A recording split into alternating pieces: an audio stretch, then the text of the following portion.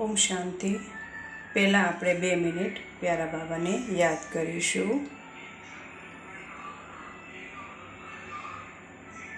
આજે આપણે મકાઈ વડા બનાવવાના છે। તો 3 મેં મોટી મકાઈ લીધી છે અને લીલા મરચાં લીધા છે। લીલા મરચાં આપણે આમાં કટરમાં કટ કરી લીધા છે। હવે આ મકાઈ છે એ પણ આપણે આ કટરમાં કટ કરી લઈશું। ચાલો મિત્રો, આપણે આ મકાઈ ક્રશ થઈ ગઈ છે।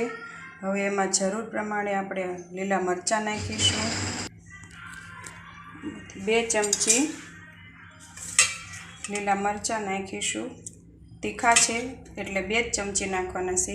જો તમારે મોળા હોય તો તમે 3 ચમચી નાખી શકો છો। લીલા ધાણા લીધા છે। સ્વાદ પ્રમાણે આપણે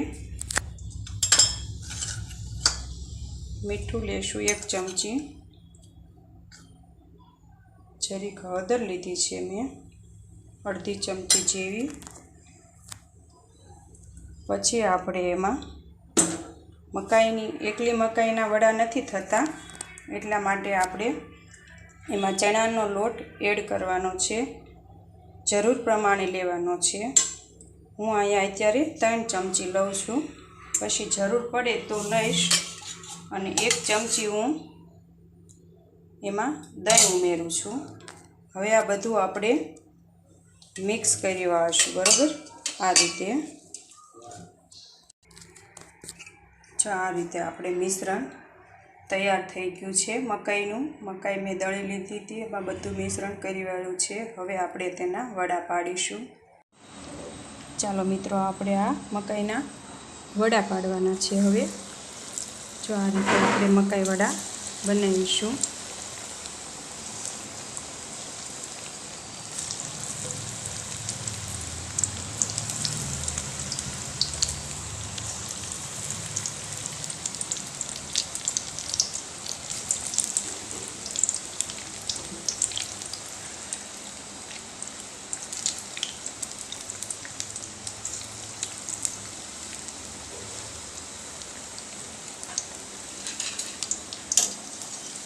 આ રીતે આપણે એને ધીમા ગેસ ઉપર કરવાના છે, નહીંતર અંદરથી કાચા રહે છે।